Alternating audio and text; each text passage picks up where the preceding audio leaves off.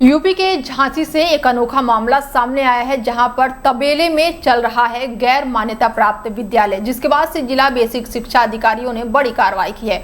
खबर यूपी के झांसी मौरानीपुर तहसील क्षेत्र के गांव भद्रावा से है, जहां पर 1 से 5 तक के बच्चों की पढ़ाई तबेले में की जा रही है और निर्माणाधीन बिल्डिंग में खतरों के बीच छोटे छोटे बच्चों की शिक्षा दीक्षा संचालित थी, जिसकी सूचना जिला बेसिक शिक्षा अधिकारी को देते हुए तत्काल उन्होंने टीम से जांच कराई, जिसमें पता चला कि ब्रजराज एकेडमी ने बिना मान्यता के संचालित विद्यालय है और बच्चों की शिक्षा दीक्षा तबेले में संचालित हो रही है।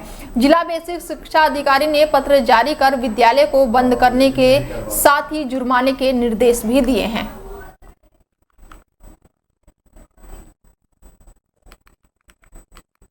खबर यूपी के झांसी से है, जहां पर बिजली विभाग के एसडीओ के घर पहुंच गई है नागिन। जी हां, बता दें कि वन विभाग की टीम ने फिलहाल बड़ा रेस्क्यू किया है।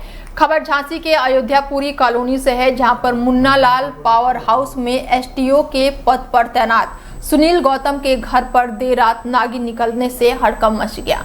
तत्काल सूचना वन विभाग की टीम को दी गई, जिसके बाद से मौके पर पहुंचे रेस्क्यू टीम वहीं वन दरोगा पीएस भदौरिया और मनोज कुमार ने घर में घुसी नागिन का रेस्क्यू कर उसे पकड़ लिया और सकुशल जंगल में छोड़ दिया। वहीं रेस्क्यू करते हुए वन विभाग का वीडियो अब सोशल मीडिया पर तेजी से वायरल हो रहा है।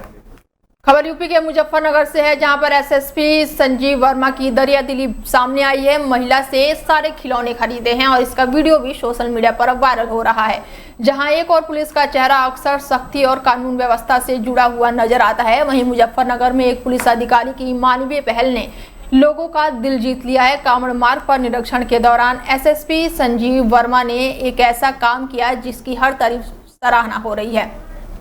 दरअसल कांवड़ मार्ग पर खिलौना बेच रही एक जरूरतमंद महिला की स्थिति देखकर एसएसपी संजय वर्मा ने बिना कोई देरी किए उसके सारे खिलौने खरीद लिए। यह सिर्फ मदद तक सीमित नहीं रहा, उन्होंने वो सभी खिलौने बच्चों में वितरित कर दिया, जिससे बच्चों के चेहरे पर मुस्कान आ गई। एसएसपी संजय वर्मा का ये वीडियो सोशल मीडिया पर इन दिनों से तेजी से वायरल हो रहा है और आम जनता के साथ साथ पुलिस विभाग के अधिकारी भी इसे प्रेरणादायक कदम बता रहे हैं।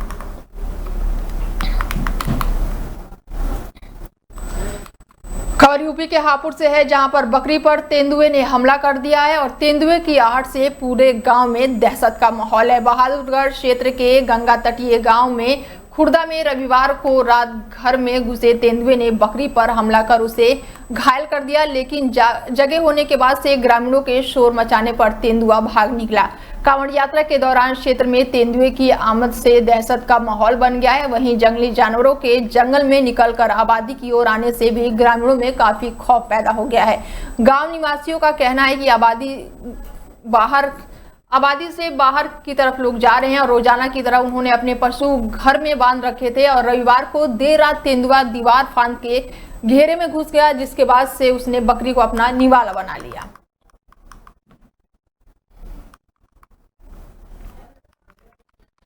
खबर यूपी के कुशीनगर से है, जहां पर किसानों ने रात में खाद की कालेबाजारी पकड़ी है। ब्लोरो टेम्पो से खाद की लगातार कालेबाजारी हो रही है और खाद सहित गाड़ी को पकड़ा गया है। पकड़कर पुलिस को सूचना दी गई।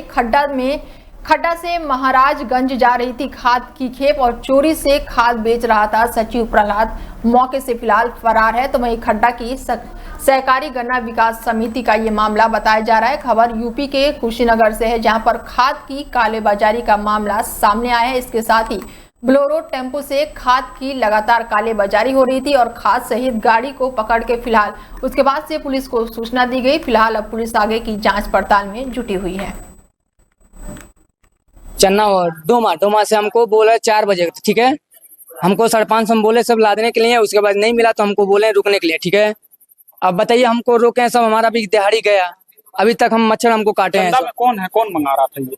अभी नंबर दिए हैं, सब नाम नहीं बताए सब। नहीं, वो क्या दुकान है क्या उनकी? अब पता नहीं दुकान है क्या है, बस हमको नंबर दिए हैं, सब भाड़ा बस बताया 550 का, बस वही बस आए हम सुबह से। अभी क्या टाइम हो रहा है? अभी 10 बजे रहा है पूरा राइट। कितना बोरी यूरिया रखे हो इस पे ऑटो में? लगभग 11 बोरा होगा, पूरा टोटल 12 बोरा होगा। तो महाराजगंज में है वो तो। अभी 2 गाड़ी से, दोनों गाड़ी में कम से कम 12-13 बोरी यूरिया बिना सल्फर का लदा हुआ है। 10 बजे रात को ये कालाबाजारी कर रहे हैं। हम लोग नदी पार के कम से कम 15 से 20 लोग इकट्ठा हुए हैं सिर्फ इसी के लिए। ये काला बाजारी करके महाराज में भिजवा रहे हैं यूरिया। क्या नाम है आपका, कहाँ के? रामकल प्रसाद, मैं शिवपुर का निवासी हूँ। हम लोग खाद लेने के लिए सुबह से आकर यहाँ भटक रहे थे। सचिव के द्वारा हमको ये सूचना दिया गया है 4 बजे दिन में कि खाद नहीं है, अब खाद नहीं मिल पाएगा, आप लोग घर जाइए। 4 बजे से हम लोग का बस नहीं था, हम लोग घर नहीं गए, हम लोग यहीं रुक गए। हम लोग यहीं मंदिर पे हम लोग सोए हुए थे, तब तक मंदिर का गेट खोलकर टेम्पू और सचिव और एक बाबू आए।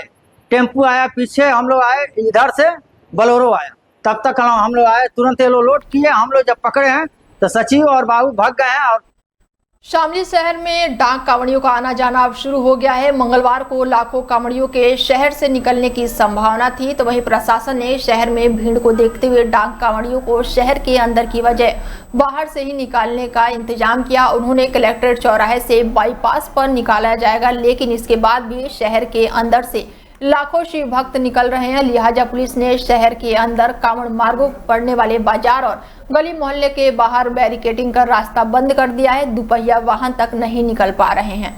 लोगों को दूसरे रास्ते से गलियों में घूमकर जाना पड़ रहा है, जिससे उन्हें काफी परेशानियों का सामना करना पड़ रहा है। खबर यूपी के अलीगढ़ से है, जहां पर भूमाफियों पर जमीन कब्जाने की शिकायत लेकर पीड़ित व्यक्ति पहुंचा है एसएसपी दफ्तर। इसके बाद से पीड़ित व्यक्ति को अपनी 1200 गज जमीन कब्जाने की शिकायत करने पहुंचे एसएसपी दफ्तर। 28 साल से पीड़ित व्यक्ति का जमीन पर कब्जा कर रहे हैं भूमाफिया और फर्जी बैनामा करके जमीन कब्जाना चाहते हैं। पूर्व में एसएसपी से पीड़ित व्यक्ति ने भूमाफियों की शिकायत की थी। पुलिस ने फिलहाल माफियों को अभी तक कब्जे में नहीं लिया, तो वहीं भूमाफिया फर्जी तरीके से 200 वर्ग गज का बैनामा पीड़ित ने शिकायत में बताया है। तो वहीं इलाके के भूमाफियों के खिलाफ लगातार जमीन का फर्जी बैनामा करने का आरोप लगाया जा रहा है।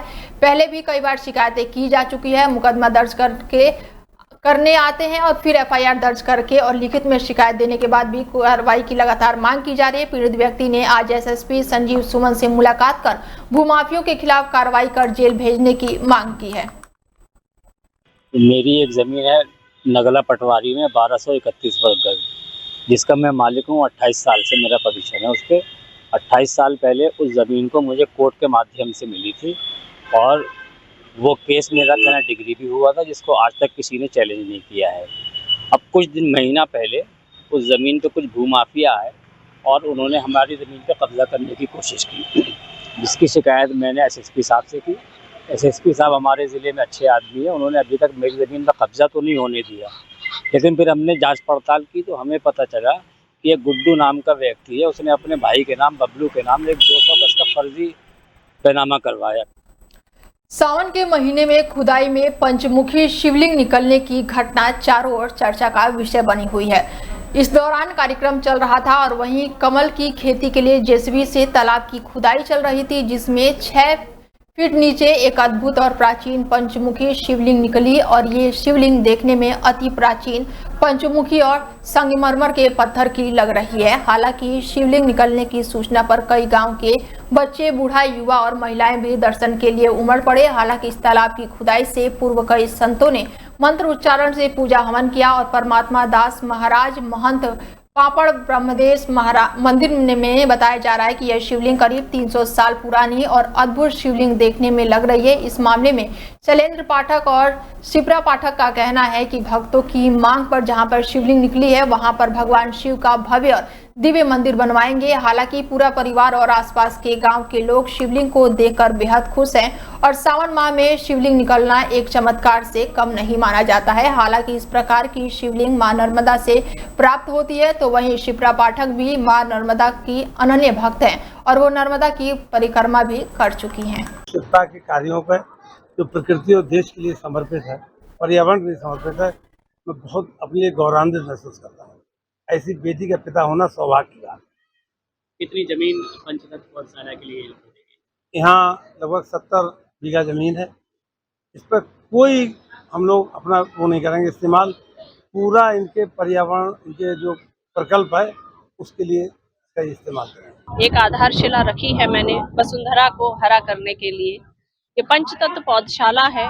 यहाँ हमने 13 एकड़ भूमि मां नर्मदा के नाम से ली है और यही लक्ष्य है कि अधिक से अधिक पौधों का हम यहाँ पर रोपण भी करें, वितरण भी करें और अंकुरण भी करें, क्योंकि जब तक हम लोगों को प्रकृति से जोड़ेंगे नहीं, तब तक लोगों के भीतर वो भाव नहीं होगा प्रकृति के प्रति। केवल पौधा दे देने से, केवल पौधा लगा देने से काम नहीं चलेगा। तो आप यहाँ पर देख भी रहे होंगे शिवलिंग आज खुदाई में निकली है, कैसी शिवलिंग है, कैसे? पहले तो ये प्राचीन है जी।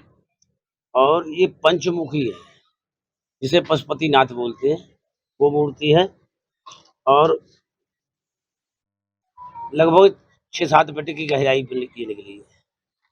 क्या लगता है कितनी पुरानी शिवलिंग होगी? मुझे 100-200 साल तो पुरानी होगी लगभग, मान के चला हुआ, क्योंकि आज की तो है ना जी।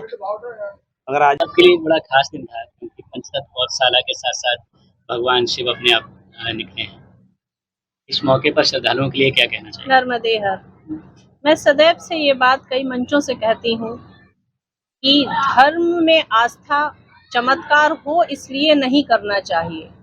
अगर आप आस्था रखते हैं तो चमत्कार होता ही है। चमत्कार के लिए आस्था नहीं होनी